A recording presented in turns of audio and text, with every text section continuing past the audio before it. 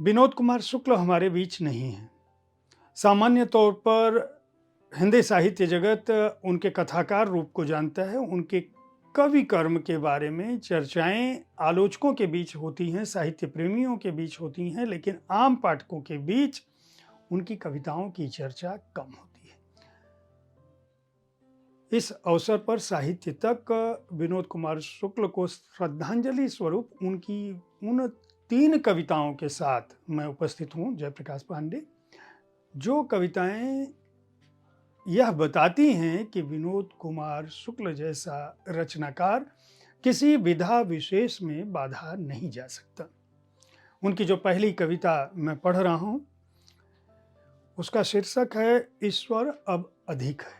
ईश्वर अब अधिक है, सर्वत्र अधिक है, निराकार साकार अधिक, हर एक आदमी के पास बहुत अधिक है, बहुत बंटने के बाद बचा हुआ बहुत है, अलग अलग लोगों के पास अलग अलग अधिक बाकी है। इस अधिकता में मैं अपने खाली झोले को और खाली करने के लिए भय से झटकारता हूँ, जैसे कुछ निराकार झर जाता है।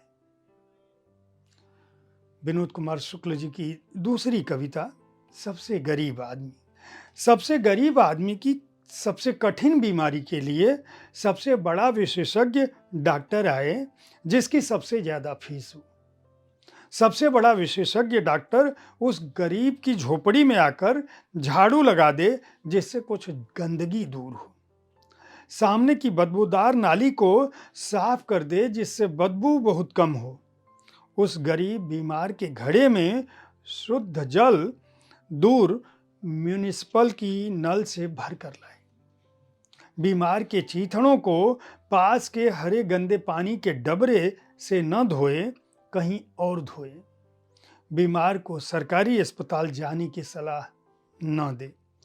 कृतज्ञ होकर सबसे बड़ा डॉक्टर सबसे गरीब आदमी का इलाज करे और फीस मांगने से डरे। सबसे गरीब बीमार आदमी के लिए सबसे सस्ता डॉक्टर भी बहुत महंगा है। आप समझ सकते हैं कि विनोद कुमार शुक्ल जब आखिरी दिनों में जिस तरह से अस्पताल में लगातार भर्ती थे और पूरे देश में उनके प्रशंसक सरकार से, केंद्र सरकार से, राज्य सरकार से इस बात की मांग कर रहे थे कि उनके स्वास्थ्य पर सरकार गहन देखरेख करे। छत्तीसगढ़ के मुख्यमंत्री लगातार उनके संपर्क में थे। भारत के प्रधानमंत्री नरेंद्र मोदी ने भी उनसे संपर्क किया था, उनसे फ़ोन पर बात की थी। सरकार की चिंता थी, लेकिन विनोद कुमार शुक्ल की चिंता समाज के उस गरीब आदमी के लिए थी जिसे सरकारी अस्पताल जाने की सलाह न दी जाए। यह दुर्भाग्य है कि उनका निधन एम्स में हुआ, जो सरकारी अस्पताल था। सरकारी अस्पतालों की दुर्दशा पर विनोद कुमार शुक्ल की यह कविता क्या कुछ कह रही थी, इसे समझने के लिए आपके पास वह संवेदनशील मन होना चाहिए जो एक कवि के पास होता है। तीसरी कविता मैं पढ़ रहा हूँ, प्रेम की जगह।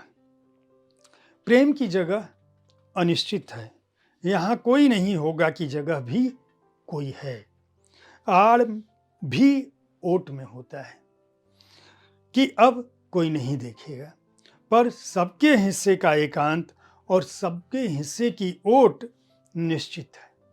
वहाँ बहुत दोपहर में भी थोड़ा सा अंधेरा है, जैसे बदली छाई हो, बल्कि रात हो रही हो, और रात हो गई हो बहुत अंधेरे के ज़्यादा अंधेरे में। प्रेम के सुख में पलक मूंद लेने का अंधकार है, अपने हिस्से की आड़ में अचानक स्पर्श करते उपस्थित हुए और स्पर्श करते हुए विदा। आप समझ सकते हैं कि वे अपनी कविताओं में किस तरह के बिंब के साथ उपस्थित हैं, किस तरह से अपने को दर्ज करते हैं और मानव मन के हर राग को, हर संवेदना को वह स्थापित करते हैं। यहाँ प्रेम भी था, यहाँ स्थितियाँ भी थी और यहाँ ईश्वर भी था। विनोद कुमार शुक्ल को साहित्य तक की ओर से, उनके प्रशंसकों की ओर से बहुत बहुत नमन और श्रद्धांजलि।